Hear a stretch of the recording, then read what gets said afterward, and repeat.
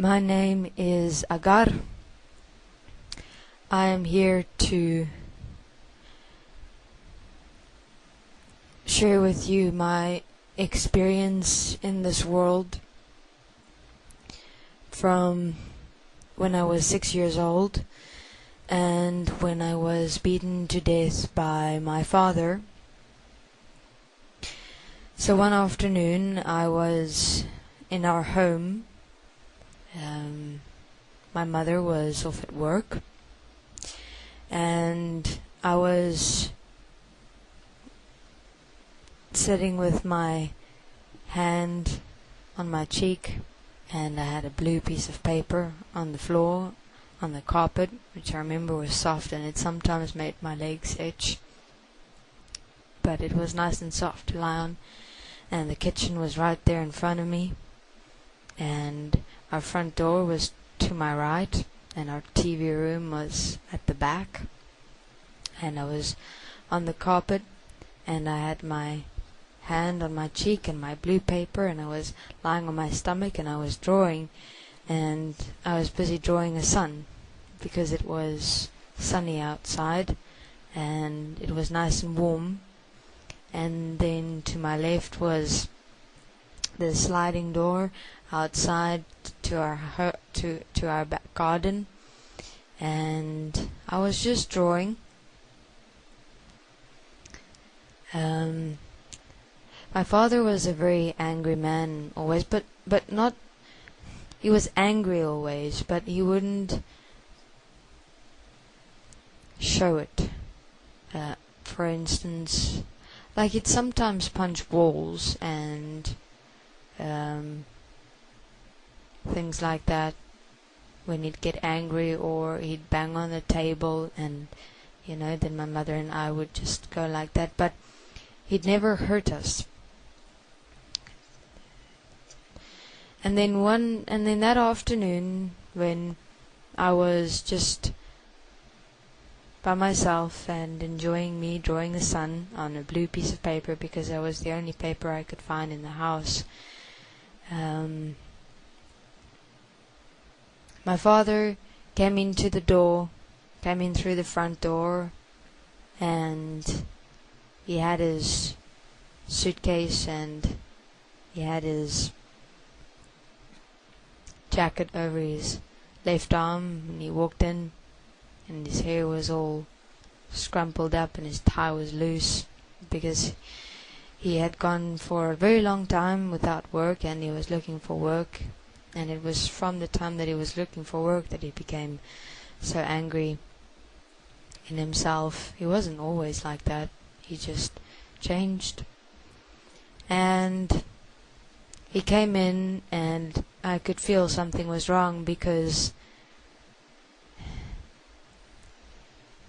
his eyes were all droopy, and he was slouching, but yet his fists were clenched, and he just threw everything down, and he was just standing there with his head up, his eyes closed, and then he just took his hands and he went, "Ah!" and he screamed and he yelled. He was "Ah! Ah!" like that, and he was just pulling his hair, and he was just that frightened me so much that I froze completely. I froze. I just froze. I dropped my coloring in pencil, and I just lay there, because I hoped he might not see me, because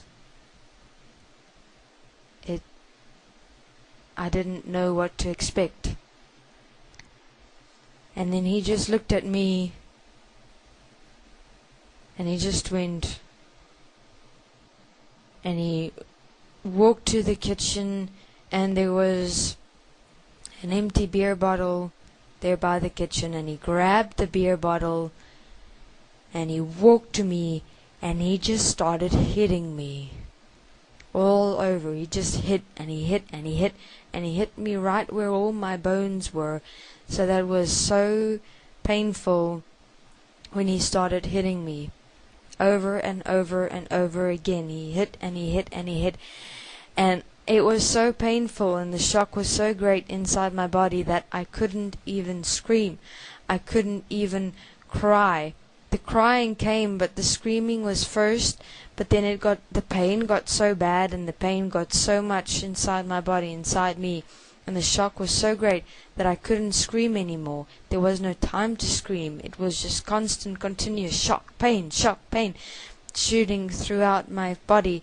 And I was just crying and crying, and I couldn't even scream to him to stop, but he just kept hitting, and he just kept hitting, and he just kept hitting, and he said, "It's your fault that my life is such a mess.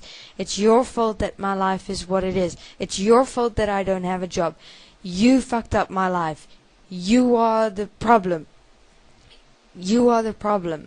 And he just kept hitting and hitting and hitting, and he hit my head, and my face, and my legs, my knees, my arms, and I tried to crawl up into fetal position, but then he just hit my back and he hit my neck and he just kept hitting, and then he hit me here by my neck, over here, and that's when the bottle broke, because he hit just like that, and he hit me right there, and the bottle broke and the glass shattered into my neck and blood just spattered out.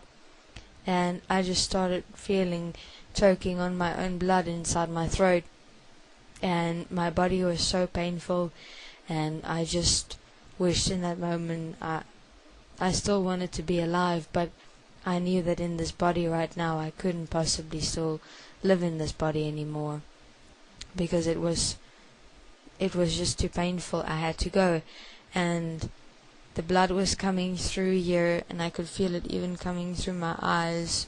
Blood, water, I couldn't see. I could feel my neck was open, and my father just stood next to me, and he fell down on his knees, and he just started crying, and he had the glass in his hands, and his hands were bleeding, and he was just standing there, and he cried while I was dying right there in front of him. And it took me a while to die. I was lying there for quite a while until I eventually bled to death. And then everything stopped, and I think I moved out of my body because the pain was just too much. I couldn't handle it. I couldn't take it anymore. It was so bad, unimaginable pain. And so I moved out of my body, and I stood there, and I could see my body, and I could see my father, and he took my body outside, and he buried it outside in the corner of the garden, deep inside, right in the corner, way back, where no one would be able to see or find my body. He cleaned the carpet,